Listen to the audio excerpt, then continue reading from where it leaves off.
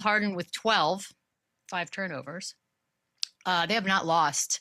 There's going to be a lot of this, guys. There's just, it's unbelievable to me sort of how this series played out, Boogie, but they have not lost this New York team since April 23rd, 11-0 since the time they lost to the Atlanta Hawks, which I guess we're saying the Hawks are the best of all the teams in the East. I guess that's what we're trying to figure out. We were, so me and Chandler weren't completely wrong. If I feel like you guys are justified a little bit.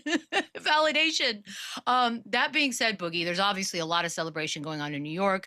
We know the history of this team. We know what they have not been able to ever accomplish.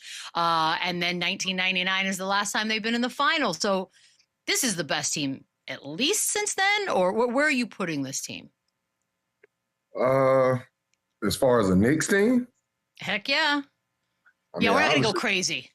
Obviously, you have to say yes, but, first off, shout out to the Knicks. It's been a long time coming. We know this is a historic fan base. They have, incredibly crazy fans, super passionate fans. So, shout out to them and happy for them for, reaching this milestone since 99, like you said. But I would have to agree and say this is one of the better Knicks teams. I can't think in my recent years of a team that I could consider better as far as, talent on paper. But, when it also comes to, what they achieved this season, this is by far one of the better Knicks teams. They've shown it all year as far as, being a consistent team. They had their, kind of shortcomings early on in the season. A lot of people were down on them, but kept their head above water, stayed consistent, stayed mellow throughout the season. And now, they're at a great point in the season as far as being the finals team. So I think they did everything the correct way. I do appreciate, allowing the team to build their chemistry, build their camaraderie.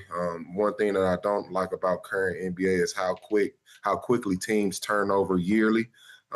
This is a team that's been allowed to continue to grow with one another, continue to get better year by year. And now they're to the point where, they're a finals team. So, shout out to them for doing it the right way. In my opinion, the right way. Like I said, this has been a consistent team all year. And they did the same exact thing throughout the playoffs. So congrats to them. Yeah, as much fun as it is to go back and forth with Knicks fans and how passionate and crazy they are, you got to give them their respect. And this team is rolling. Like, you don't usually see an 11-game win streak in the playoffs. And all their wins besides one have been by double digits. So this team is absolutely rolling. They're healthy besides OG being banged up a little bit in the previous series. They are healthy. They're getting a lot more production from their bench than they have in recent years. Jalen Brunson has just been phenomenal. Landry Shamet, he's been unconscious from three. So they're getting production from everywhere. They're dominating the offensive glass and just killing it on rebounding. And Mitchell Robinson, what he's doing off the bench. So this team is rolling. They are on an absolute heater right now.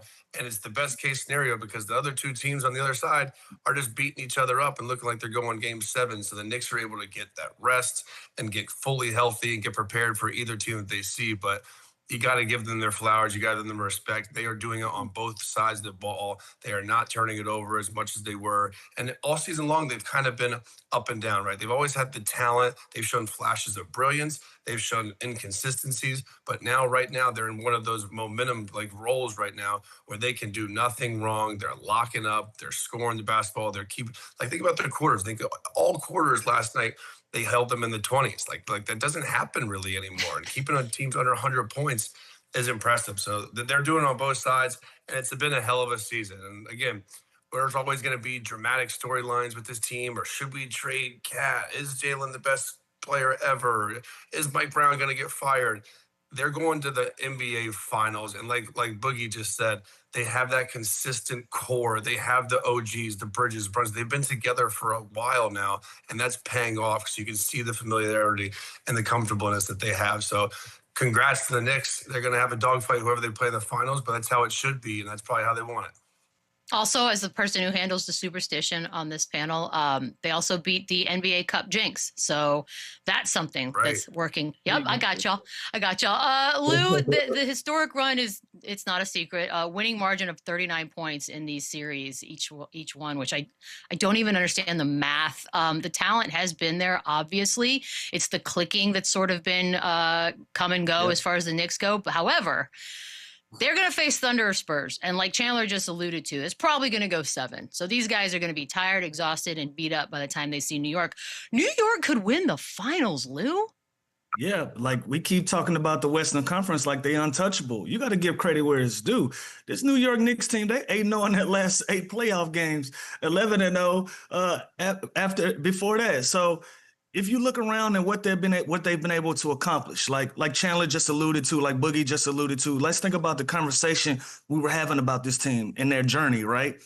At one point, the fans were calling for Mike Brown to be fired. At one point, we were trying to figure out whether Cat was happy or not. We start having trade talks from there. We start talking about chemistry. We start talking about fit, them not playing their best brand of basketball. And in the postseason like that, everybody figures it out, and they all on the same page, and they play some of the most impressive basketball that we've seen the New York Knicks play in almost 27, 28 years of basketball. Now you have an opportunity to go out and win a championship. And we keep talking about the Spurs and the Thunder like they're untouchable. The Knicks are playing lights out basketball, and they're getting a lot of good stuff from a lot of different places and playing with the confidence of any other team that you can think of that can put themselves in this position. You know, like the Atlanta Hawks gave them their best run of the playoffs so far, right? And even in that game 7, they have a 50-point blowout win there. And they take that confidence and take that motivation to go on and sweep Philly. They take that confidence and motivation to go on and sweep the Cleveland Cavaliers as well. And they get an opportunity to rest. As you can see, you know, in the West, they got a 3-game series going, and they're going to duke it out. We said that was going to be a heavyweight fight. Now New York has an opportunity to scout both teams, spend a lot of time on looking at strengths and weaknesses from what the Spurs are able to do, and the same thing for the Thunder, whichever way it go for them. So now they've put themselves in a really good position to actually pull this thing off and win an NBA championship.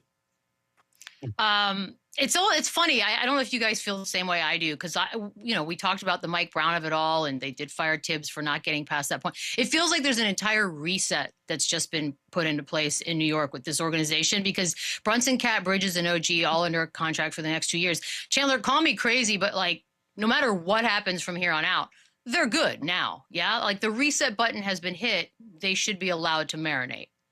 Well, like we just talked about, I think they have the foundation, right? I think they've proven, especially in the Eastern Conference, that they can be the best team. They can go to the finals for multiple years to come. And we know, the Celtics are always going to be hanging around. The Hawks got better. The Pistons aren't going anywhere. But the Knicks have proven that they can play and beat anybody in the Eastern Conference. And now we always talk about how good the West is and how good those two teams are that are still playing over there. And they're always going to have to go through them. But we're talking about a team that just dominated the playoffs in the Eastern Conference, cakewalked their way to the NBA Finals. In what world would they break this team up or this core up when they've shown that they've had a bunch of success, and they add guys like Alvarado and Jordan Clarkson and Shamet and Deuce McBride? Now they have a legit bench too, where they're getting production from everywhere. They have great bigs. They have athletic, versatile wings that can do multiple things defensively. So this team is very, very good. They're very talented. They've always had that. They just haven't been the most consistent team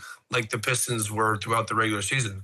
That means nothing now, because they're on an absolute heater. They're playing just as good as either of those other two teams on the other side, and they are going to get proper rest and proper scouting and film for the next 4 to 6 days till the finals even starts, no matter who they play. So I think they fully should keep this team together. Mike Brown, I think, has solidified his job, what he's done with this team, and the Knicks are in a really, really good place. And we always say that the NBA is better when the Knicks are better. It's true. Like, think about how much excitement right now, how much fans. I'm in Cabo right now, and there's Knicks fans everywhere here. My God, they're everywhere. They're everywhere.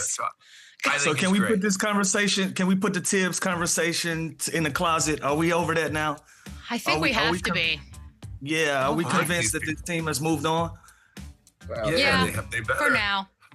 Well, but here's the thing. Right. We also, I want Tibbs to get another job. I still think he got the short end of the stick on that one, because it's not like Mike Brown was their first choice. Like, remember, they went cesspool bees. They'll get another one. I'll give you cesspool. I'll give you cesspool on this one.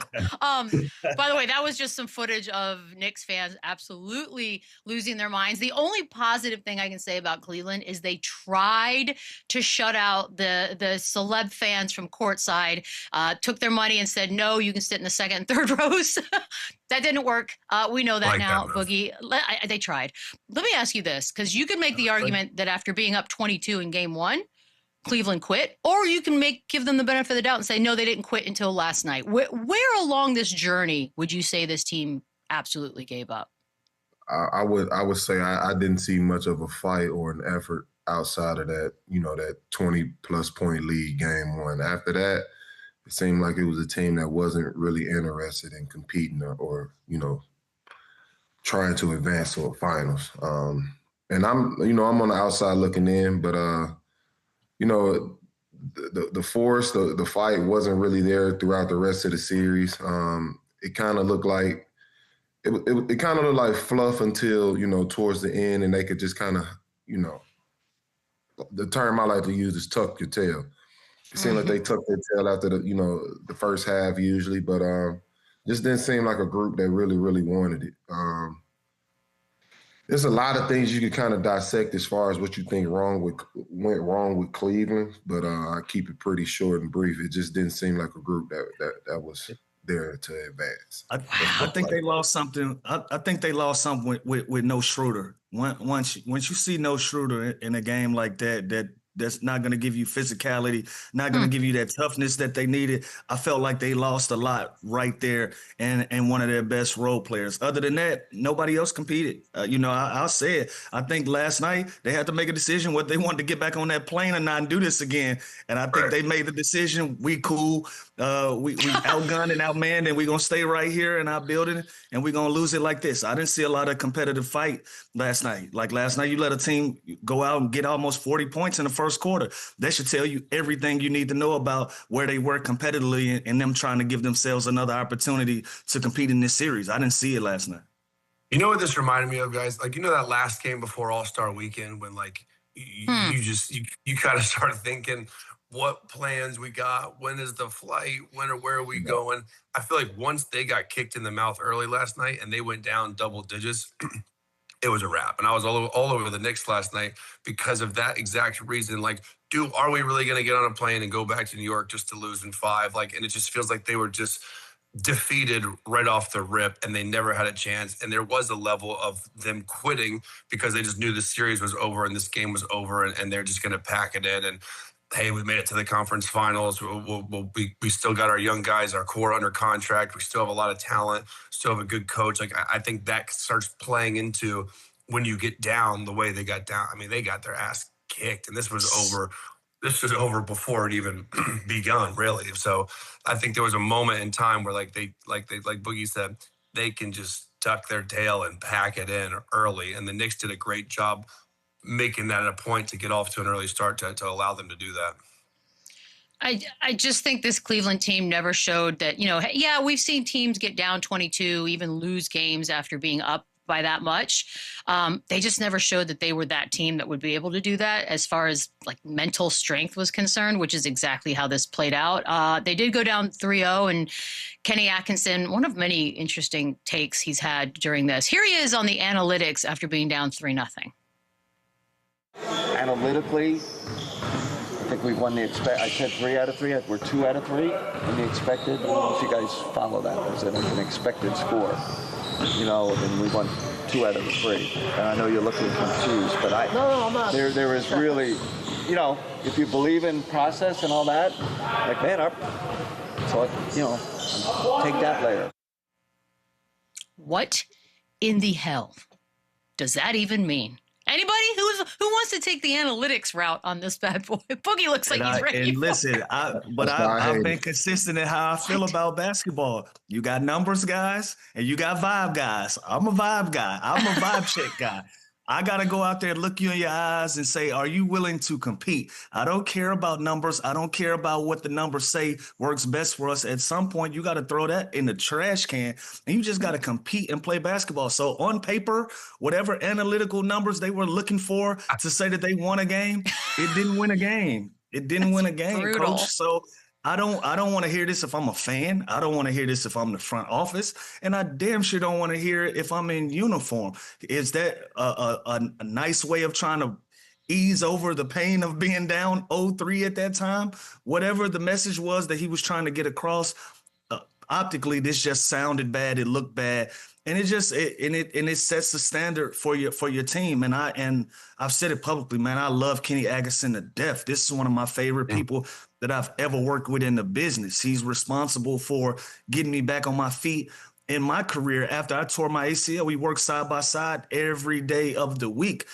But this messaging is just bad, man. I got to call a spade a spade. The messaging was bad. So, you allow a lot of analytical guys into the game and think that's the way to win a championship. And this proved that it's not. It's a great asset to have, to combine it with the things that you need to do physically on the floor to win a basketball game. But it shouldn't be your end all be all. I didn't love this message. Yeah, it's almost like saying the sweep wasn't as bad as it looked, like, because analytically we were right in it. Like, I think that's maybe but that's like Lou just said, though, that means nothing when you get outworked and outplayed and out-rebound and turn the ball over way more and give up 50 points in transition. Like analytically, that means nothing. So I just think, again, like Lou just said, I want to see those analytical stats. Like, optics-wise, like, it's just a soft message to me. It's like, well, analytically, we hung in there, even though we got punked for 48 minutes for 4 straight games.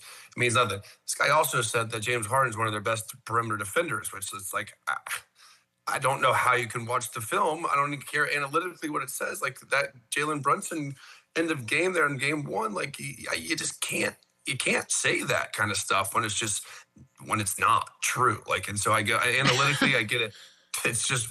It's the one thing I do agree with what he said. He said the season was not a failure. It ended sour. Hold on. But at the end of the day, they did make a trade. They did go to the Eastern Conference Finals. They did get further than they ever had with this group. To say it's a failure, I think, is a stretch. The way it ended sucks. It's like the Pistons season. Like that was a shitty ending to a great season. The Cavaliers, I think can hold their head high, at least getting to the Eastern Conference Finals and having their core come back and hopefully run it back. But I feel like we're saying this every single year about this team. Like, they always leave us wanting more.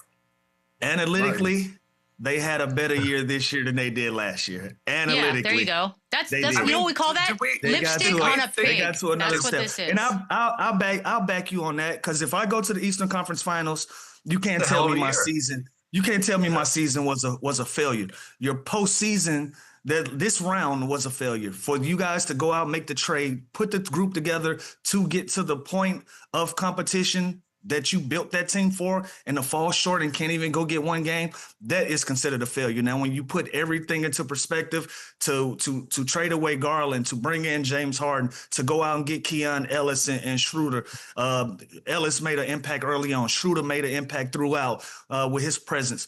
Those were positive steps. But at what point do you look in the mirror and say, you know what, we put this team together to win a championship and we didn't get there? So we got to consider that a failure. We got to consider that part of it a failure, because you just mentioned earlier in the show, Chandler, the Celtics are going to get better.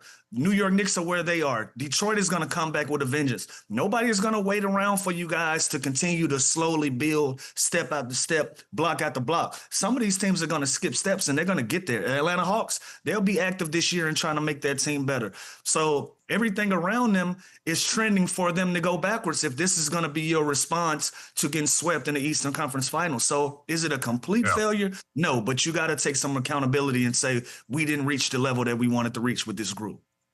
I don't think it's a failure at all. I think they achieved more than they did the previous season. So when you look at it in that way, obviously that's progress. That's progress. Sure. We all can agree on that part. Yeah, but as far as the analytics go, that's my whole issue with it. One, analytics can't determine fight. Analytics can't determine heart. Analytics can't determine leadership, and that's all 3 things that this Cleveland team was missing in this series. So to throw out, all these analytical stats is kind of smoke and fire. It's pointless. So I don't agree with that part. I think it's absolute bullshit, to be honest. But as far as their overall season, I would say it was a success. They made a big splash when they decided to trade for James Harden and trade away a young asset in Garland. And it was a first-time All-Star as well, if I believe. But to make a splash like that mid-season and then in your season with a conference finals loss, I wouldn't necessarily say that's a failure. So in that looking at it through that lens, they had a successful season.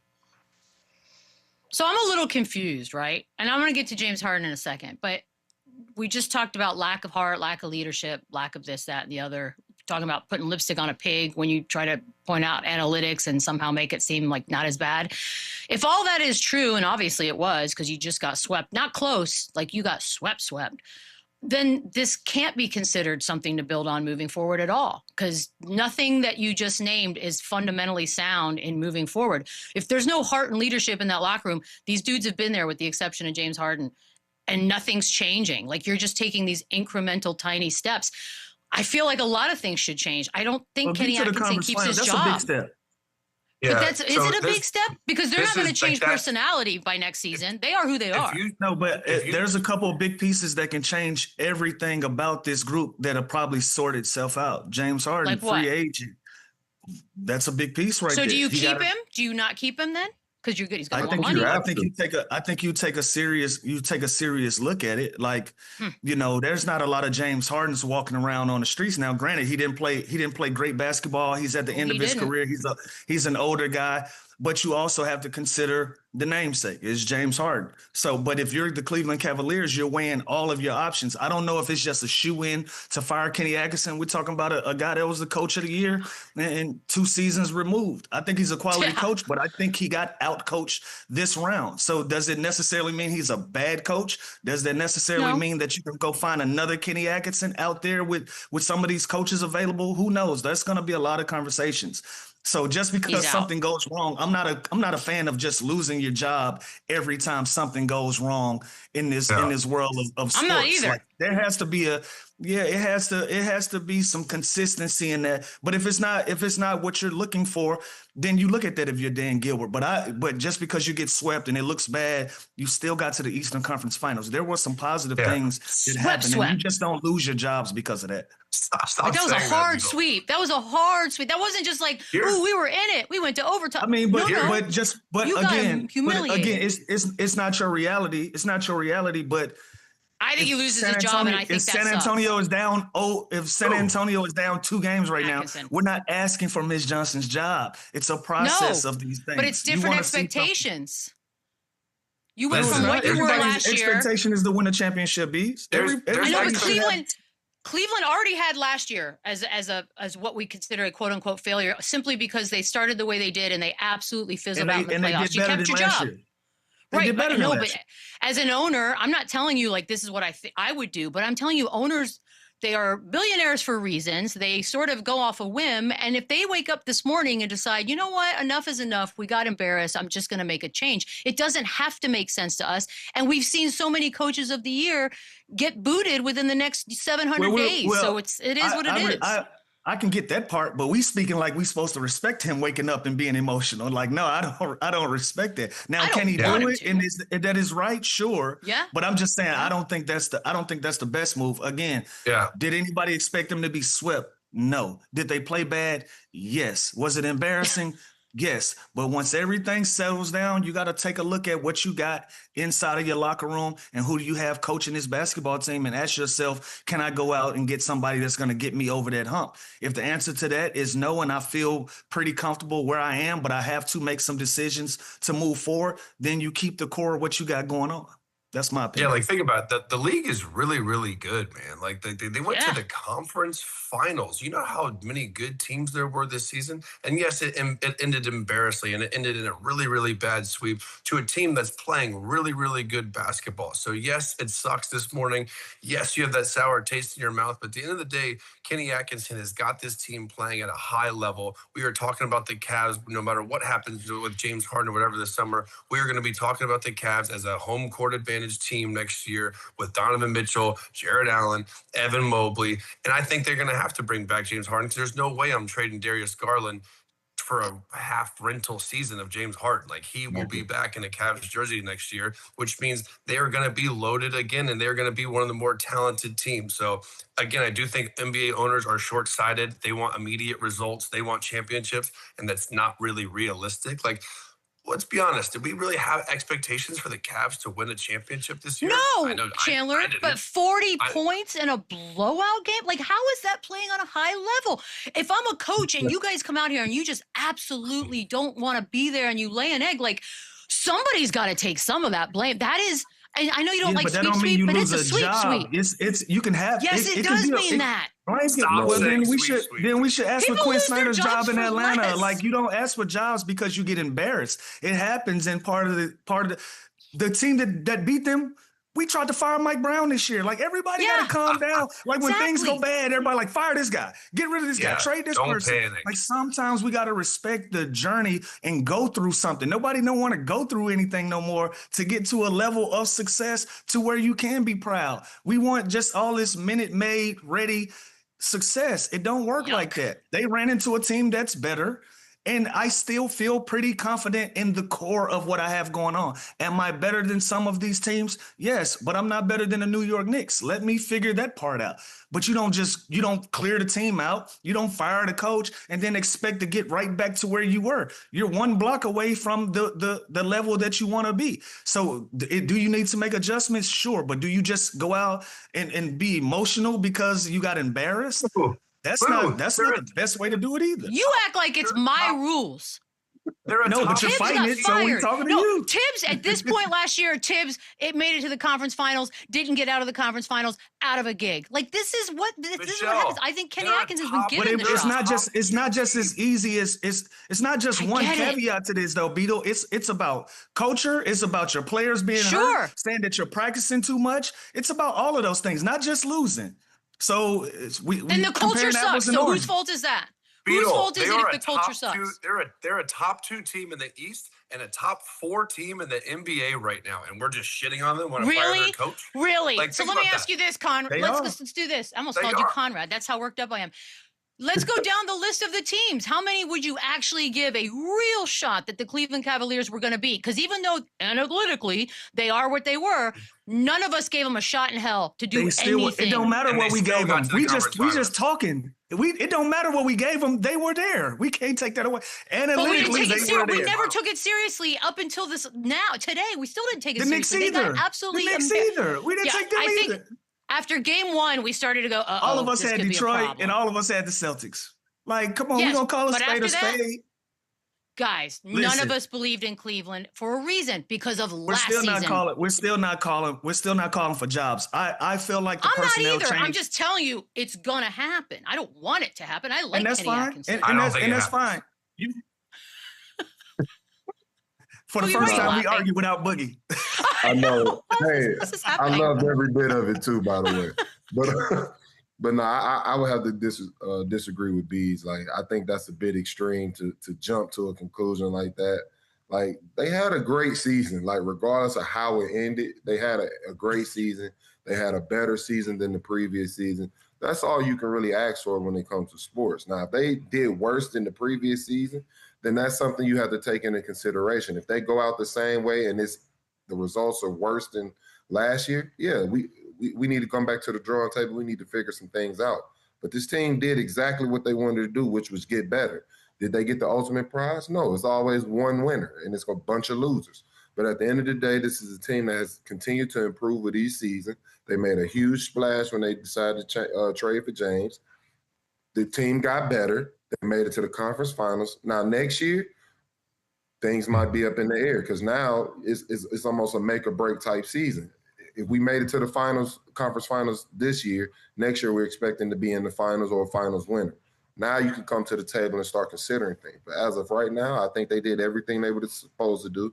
They didn't have the greatest results, but at the end of the day, they got better, and that's all the organization can ask for, especially if you don't win a championship. So I have to be the voice of reason for us, Boogie. You hear that, Beats? The voice of reason. Okay, like, fine. By the way, I'm not calling for his job. I'm telling you, I just have a feeling. I just have a bad feeling for the guy. Let me ask you this. In culture building, pray tell, where does delusion in one of your star players fit in? Let's go to the James Harden sound, can we? I don't think we had a chance as far as our best shot, from a standpoint of the circumstances. Obviously they dominated us 4-0, but I don't know if I can necessarily answer that question. Just because genuinely I do feel like we are the better team. And anybody want to break that down for me? How do we get to that conclusion, Chandler? They are the better team. Just got swept. Go. They're definitely not the better team. We agree with you team. On that one now. I mean, I just say it. The dude said it out loud. When you're right, you're right. But when you're wrong too. But also, Bees, as a competitor, you're going to say that. Like, you're truly going to still think, yeah, they got us this time, but maybe we can beat them the next game, the next 4. Like, you're always going to believe you're better than the next person. I don't care if a dude cooks me and gives me 40. I still think I'm better than him. Like, that's just the mindset that you have to be in the NBA. So now, to say that right after a sweep and get your ass kicked by 45 points, like, that's probably not the best timing of it, but like, they probably do feel like this series got away, and they had a great opportunity in game 1 to where they dominated them for 3 quarters. And ever since that comeback in game 1, this series just felt like it shifted, and there was no hope, and there was no pride. There was no heart anymore. It's like they were just ripped their soul out in that comeback in game 1, and they never recovered from it. And so going into the series, though, I guarantee you they thought we're better. I guarantee you they thought we were going to win. Like, I didn't think they were going to get swept. Like, I really didn't. Like the Knicks played really, really well, and they are on a historic heater right now. I don't think we need to nitpick Cleveland as much as also we should praise the Knicks and how well they're playing. 2 things can be true at once. Yes, James Harden was not very good. He has to be better. He needs to be better for this team and this season for them to advance and win to ultimate goal to win a championship. James Harden can't play the way he did. Neither can Evan Mobley. Neither can a lot of these guys on the team. There's ways for this team to get better in all aspects of their roster. Donovan Mitchell could be more consistent. Like, everyone has to be better for this team to get to the championship level team, and they weren't. But part of that was the juggernaut Knicks that they ran into that were unreal, clicking on all cylinders. So I just think 2 things can be true at once. You don't need to be so short-sighted. At the end of the day, you did just make a run to the conference finals, and you have a bunch of talent and one of the most talented rosters coming back next season. Like, regardless of what happens with James Harden, there's light at the end of the tunnel. That's all I'm saying. If they lost first round to Toronto, fine. Fire Atkinson, trade Mobley, like, whatever. At the end of the day, they're a top 2 team in the East and a top 4 team in the NBA. It's a good season that ended in a bad way. They're not a top 2 team in the East. That is ridiculous. They are not the second best team in the East. I don't care where they just got to. They're not. Analytically, realistically. Just because James Harden thinks somehow delusionally. No, they're not. You're taking them over. Look, we could go down that list. Lou, what does James Harden do? Like, can you not just say, hey, man, we just got our butts handed to us. I don't really know how to answer any of these questions, right? Like, there are so many other ways he could have gone instead of whatever the heck that jumbo word salad was. I would have appreciated that if he just took his L and took his lumps and say, look, we didn't compete at the level that we needed to. Give New York credit, which he said they dominated, but then he ended it by saying he genuinely feels like they were the better team, and in no game did they show that. Even the one game that we thought they were going to win, they smoked that one in 7.5 minutes. So I just can't feel that way. I think they have a lot of talent on that team, but they didn't have any toughness. They didn't have any physicality. They didn't match any toughness. And in no stretch can they go out and say that. And especially him didn't play his best basketball. We were rooting for him to have one of these big breakout games that we're accustomed to seeing James Harden have, and it just never came. And so, I like pieces of his message, but the totality of it, I didn't love it. It was kind of delusional to say that, especially in the same sentence of you saying that a team dominated you, but you felt like you were a better team. I can't get down with that. Don't worry, Beans. Don't worry, Bees. LeBron's coming back to Cleveland, and they'll be right back next year. That'll fix everything. We're going to take a quick break. More Run It Back on